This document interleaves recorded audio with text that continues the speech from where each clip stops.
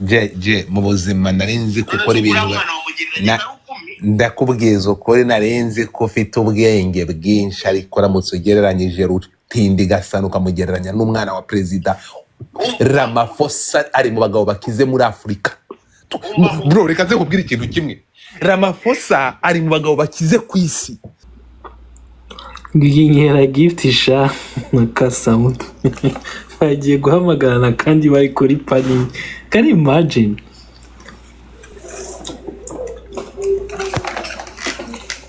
Kufa mugaruke kabana ramanoze. Haleluya. Buraje kumubwira se ngira va kuri gusambanya umusazi. Turi kumwe ntituri kumwe ariko man. Okay. Abana ragarutse. Buriya Godfather reka nkubwira ikintu kimwe. Buriya reka nze nkubwire n'ubona abantu bari guturagurika Kenzo. Aturagurika abantu badafite amakuru. Aya. Buriya ufite amakuru ntabwo uvuga. Paraga ni neza kumbura wa mugabo we. Kubwira ku kintu cyerekeranye n'amakuru kabano papa. Godfather nshaka amakuru ariko naje gusanga kumenya amakuru menshi cyane no kumenya ibintu byinshi bigusunikira guceceka. Wabonye ntuza wabonye biti yari murangira ejo avuga ngo abantu mujyariya mukavuga ngo cyane ngo mubikoreramo ibintu yarari kundabura yarabuye abantu benshi ariko nanjye ntiyumvishe. Ariko shamwari mumaze iminsi rero muvuga ibintu mugakabya. Nibyo muri Kongo ntabwo ngiye shobora kuvuga ibintu ngo nkabye. Nta nubwo murangira afite ibingibi ndi kubivuga ngiyewe ibintu mvuga especially tugeze ku bintu byo muri Kongo. Nta muntu numwe nitugera ku bintu byo muri Kongo nta muntu ushobora kumbwira ngo ibingibi ntubivugiyeho cyangwa nta therapy twikorera. Urumva? Jewe biriya ni ibintu twabaye biriya it's our life n'ubuzima bwanjye nta muntu ubasha kuvuga ku buzima bwanjye. Kumwe kukubuza nta n'ufite uburenganzira bwo kumpa guidance yo kuvugaho my friend. Wapi ni ryajwe rya mukuru. Ijwi rya mukuru ni irihe? Ni n'umuntu niko ibintu mwihaye. Reka nze nkubwire kaba turekeraho. Ibintu twihaye. Ibintu byo muri media, ibintu bya media kuvuga gushyiraho comment ku bintu biri kubera ibingibi nabyumva. Ariko nitugera kubibera muri Kongo ntihazagira umuntu uzambwa ndavuga ngamaze umva DNA kumenya amakuru menshi bitera ko ngo bitera uburemba. Byanteye uburemba none ko byanteye uburemba papa. Najyanda aza godfa uziko mfite video yawe uri gukora ta shaka bareka kubwiza ukuri. Nubona iyo video uzamiki video manza umva nkubwire nyikoherereze yinyohereje umva kaba urampiki n'umugabo nagiye kwa kumupuri yarawunyimye ashaka uretse gato ninyiguha urampiki cyangwa nyihe Kenzo yime we ya Kenzo ahubwo yimanika babarira giye bahita bamufungira account yimpe nyimanike tunabye ntayo mfite wayimana mubwira nturagatsindwa gumana ibyawe ko abantu bajya babikora ari abantu basiramuye nk'abandi kitsure nta siramuye nabikora gute. Video y'umuvandimwe koko reka mwizere. Ese Godfa wabonye ko ari yakuri yafunguye iduka muri Goma. Va ku kigorye ntukambwira ibintu bidafatika kira kintu kihora cyasamye ntukambwira ibicucu. Urumva yaramashawe wifungura azarifungure mageragera ajye kuba yo kuricururizamo no sense. Ariko umubyeyi sha umubyeyi yabyara ntukambwira ubusa. Habaye ikise kandi ko warakaye. Abandi bana bari gukundana n'abana ba Perezida ni wakikire ni cyasama ntimukambwire bikora iki. Ntimukambwire bicucu ngiye Godfather buranya nanga umuntu mbwira ibintu bidafatika nk'ubu ngubu mbwiye ubusa. Bakambwira ari akuruse ni iki cyo ni igiti rukumbwira urambwira abantu bahari ambasaderi akambwira ndazishaje. Urumva dore abandi bana hano do not urumva nyamuneka yakugiye wari ibintu bro munzanire jado hano jado munzanire jado dore hano ibintu byatangiriye murahabona kabano garura izo mbariga kabano garuka wihunga kuba mvuze kuri ntuza se mvuze amakosa Brenda ni ikosa wakoze dore Imana yaguhaye amahirwe urakureza Natasha mu maziki ni gute mwisanze muri abakobwa beza ariko ntimuze guhahirwa n'uburanga bwanyu? Urebe niba bashobora gushyira mu zirambariga zabo. Muri ahangaha abantu bakomeye mwakundanye nabo ni ababarisite bacuruza ikawa muri Boboli Coffee.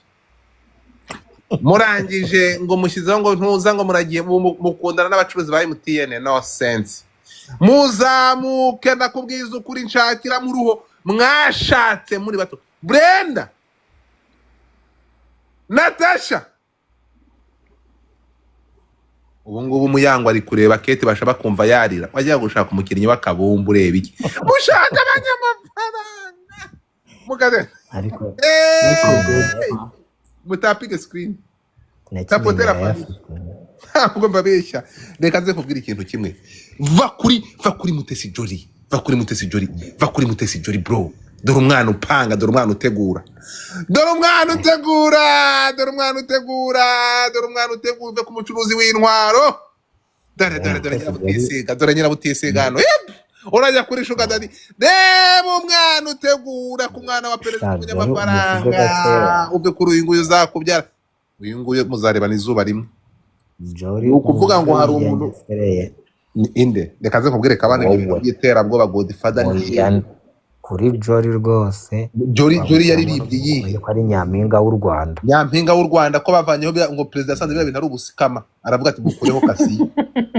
Yasanze biriya bintu babacubitiragamo aravuga ati ibyo bintu by'ababyubisi muvane none se ntihari abo babikorera bataragiyeyo. Reka biriya bintu basanze ngo ari urwendaniro. Perezida aravuga ati muvaneho uwo mwanda iyo Kasiye ubundi isumanisha abanyarwanda bose ko ari beza. Abanyarwanda bose ni beza baravuga ati muvaneho iyo mico umutaniro muvaneho ahantu muvaneho iryo sente. Ubwenge bwa Jolly ni ubuhe? Ubwenge wabuze ubwenge ukaba ufite imyaka 30 utarabyara. No sense. Wamuhayagiza none Kate ngo yaritaye mutanga. Kate dore umukobwa w'umunyarwanda ufite ubwenge ninde? Mutesi Jolly. Ni Jolly. Mutesi Jolly ninde? Muwahe. Mutesi Jolly akora iki? Umunyarwandakazi wa mbere w'umuhanga w'umunyabwenge ufite ubushishozi ninde? Mutesi Jolly.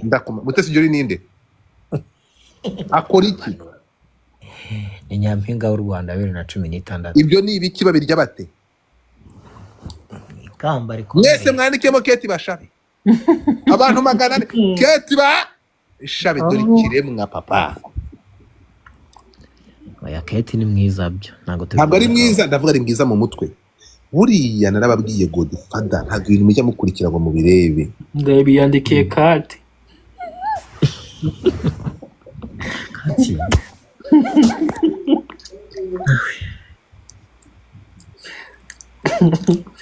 Weko shagorpa gabanya ibintu sha reka kuvumbuka. Nibyo kabisa.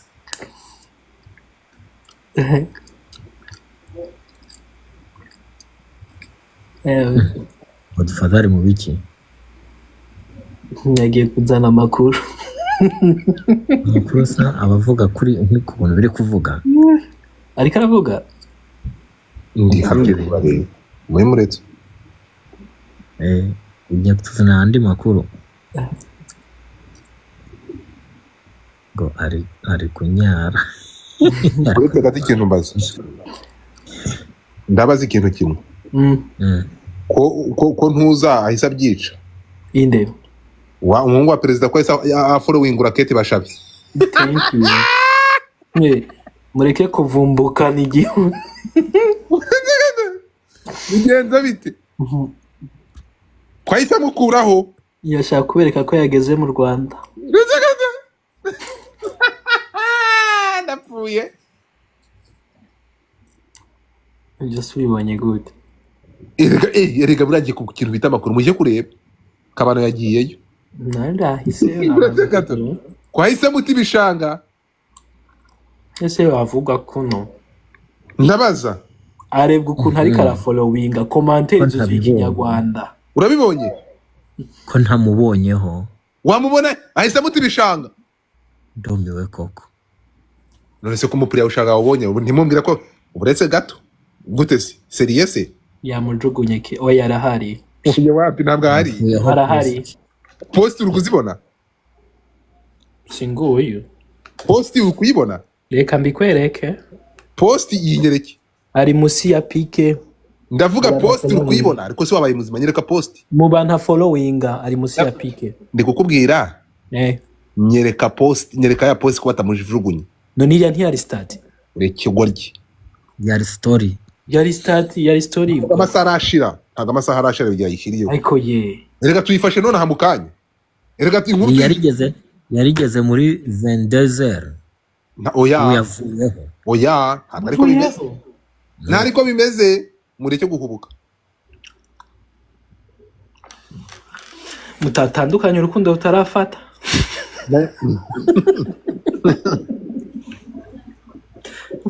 Murahaje. Na comment ayikuyeho, na ya comment yashize ayivanyeho. Nuko Ni dore iyi comment mugere murebe. Dore. Wayibonye? Mutapinga abasheri, mutapinga screen. Kaba. Karame. Ubonye iki? Nta kintu mbona, ndumiwe. Vugira ngo birakaze. Nimwe mu batandukanije. Ngo bishyushye. Ni ubwa mbere se yabatandukanye ntiyakundanye na Sadia akamugurira imodoka ikaza mu ndege n'ubundi bazatandukana niba ashake babane. Niyo mwabana muzatandukana. Ndi kugutega iminsi. Keti urumva aburi nuguhaha ibingibi ari ku isoko ry'umurimo. Nagenda haye atahe. None se ubona Mutesi Jolly azabana n'uriya musaza? Kandi barunze indoa. Bazatandukana no so mbere ntibatandukanye. Umugore wa mbere we ntiyamutandukanye n'abazamuta. No sense.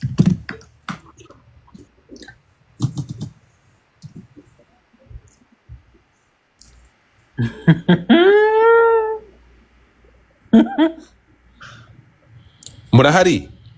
Turahari. Ariko reka mbabwize ukuri umupuri utuma umugabo ava muri South Africa akaza mu Rwanda kumureba.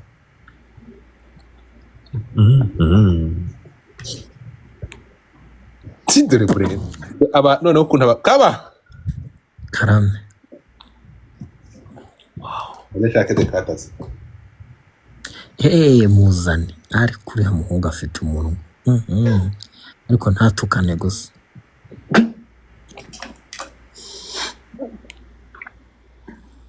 Umufasha uyu mukobwa ni nta mwiza mbe. Ahubwo nawe bwamwiteho bigeze hano.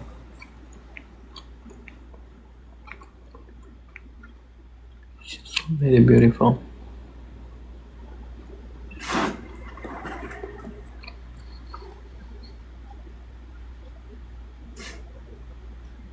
Kaba. Karame. Garuka. Ndahari. Ariko Kiti yabaye mu modo wawe. Cyane mwarakora mu modo wanjye. Twabaye muri agence imwe kera.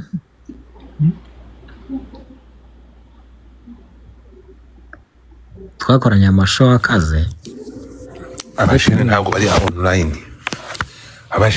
online. So rero umva. Niko Kate yabaye Miss MTN muri 2010. Reka tugaruke umva ngusabe. Turi kumwe?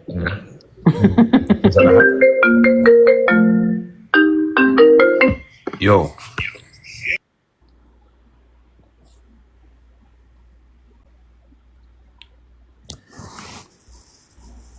Dufata ahita telefone natwe tugende. Kenzo. Maze iminsi nawe mbona uri kwicanga utuntu tutuvideo ahantu umeze ukuntu. Ndaba ngiye he? Kuri 30 minutes. Hari amakuru ufite se kuri we? Kuri Bashabe? Bashabe nyine no umuntu uri kuragenda avuga ati Nige musansibilize.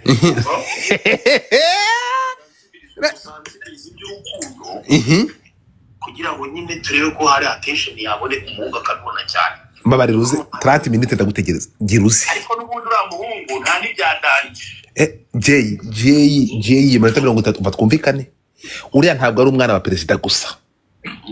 Ahubwo uriya ndakubwira ko ni wasigaranye imitungo ya se yose. Ntabwo uriya ari umukire. Urumva hari kuba umuntu ari umwana wa perezida afite iyo title. Ariko akaba ari n'umukire. Uyu mutipe n'umukire ni uhagarariye company zase z'amabuye yose.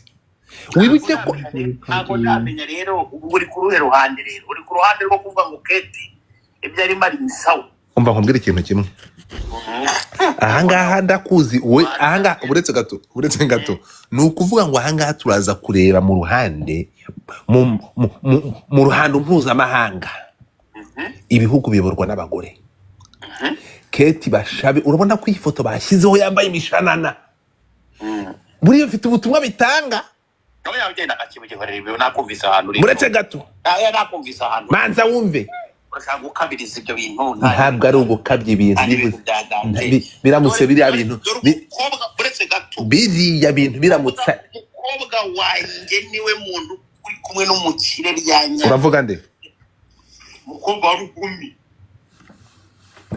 je mu buzima narinzi gukora ibintu ndakubwiza ukuri narinzi ko ufite ubwenge bwinshi ariko uramutse ugereranyije rutindi gasana ukamugereranya n'umwana wa Perezida Ramaphosa ari mu bagabo bakize muri Afurika bro reka nze kubwira ikintu kimwe Ramaphosa ari mu bagabo bakize ku isi ubundi Ramaphosa uretse gato ntabwo Ramaphosa yamenyekanye nka Perezida Ramaphosa muri Afurika y'Epfo ntabwo yatowe kubera yarazwi muri politiki waruzi ko umusaza arusha abitwa ba Moise Katumbi amafaranga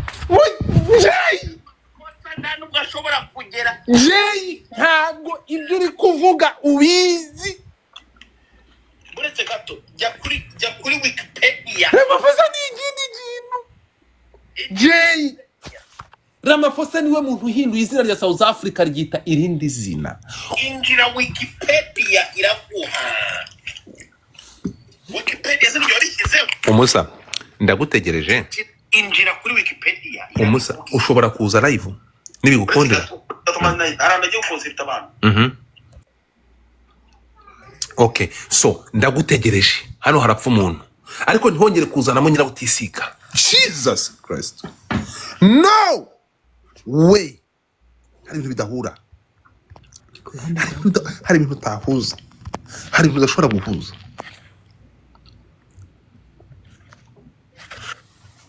murahari kaba ni ku ruhande rwa Joy Jolly nuwuhe Jeskizo Jolly nuwuhe muri kumbwira Mutesi Jolly ninde ariko Godfather akora iki